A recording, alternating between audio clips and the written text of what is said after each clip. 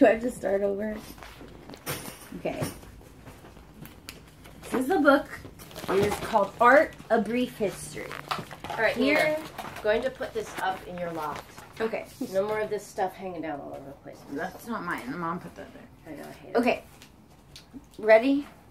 This book is called Art, A Brief History. This is the chapter, the table of contents. This chapter is a white chapter.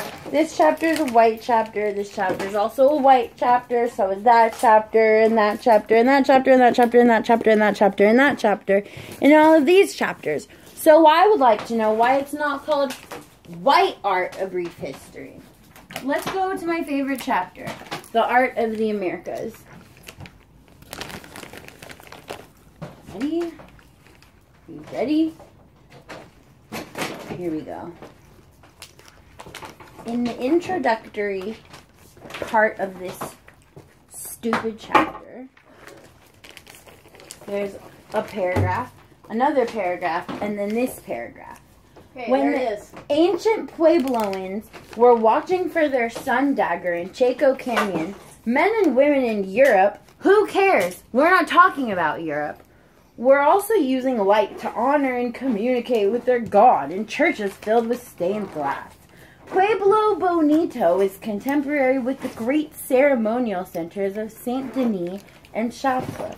But for Chaco Canyon, we have no written texts and little living tradition to help understand how the sun dagger was used.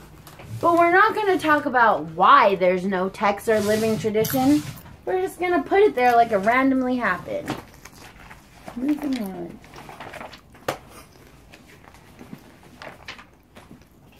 Pause. Okay. Now, we're going to come over here and talk about Teotihuacan culture, and that's what they call it, Teotihuacan culture.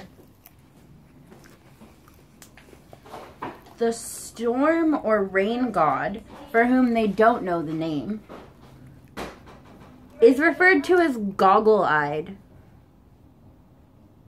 Then, they go on to say all this stuff about what the god and the feathered serpent, who they also don't know the name of, perhaps represent, as if there aren't people who don't know what they represent right now that they could have gone to ask. Okay. Now, over here, they talk about ritual sacrifice, in which they refer to sacrificial whatever as victims. I feel like there's more stuff. That's that. They don't talk about the medicine wheel at all in all of like North American art. They don't talk about the 4 sacred colors or the 4 directions at all. It's dumb. There's more stuff because there's a whole African chapter too. So A whole chapter on Africa? a whole chapter on Africa. Oh, okay. You want to hear about the chapter on Africa?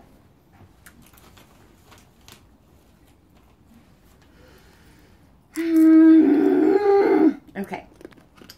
European ships first visited sub-Saharan Africa in the 15th century, and for the next several hundred years, European contact with Africa was almost entirely limited to coastal areas where trade, including the devastating slave trade, was carried out. During the 19th century, however, as the trade in slaves to the west was more gradually eliminated, European explorers and Christian missionaries such as Sir Henry Morton Stanley and Sir David Livingstone began to investigate the unmapped interior. Drawn by the wealth of Africa's natural resources, European governments began to seek territorial concessions from African rulers. There's another way to say that. Like land rape, you could say. Diplomacy soon gave way to force. How is stealing the same as diplomacy? How is going into somebody's country and asking them to give you their stuff called diplomacy? How are they saying this? Both of these chapters define all of art in Latin America and Central America and North America and all of art in Africa in context to colonization. And from the perspective There's no of the like colonizer. just African art. It's African art interacted with by white people. American art interacted with by white people.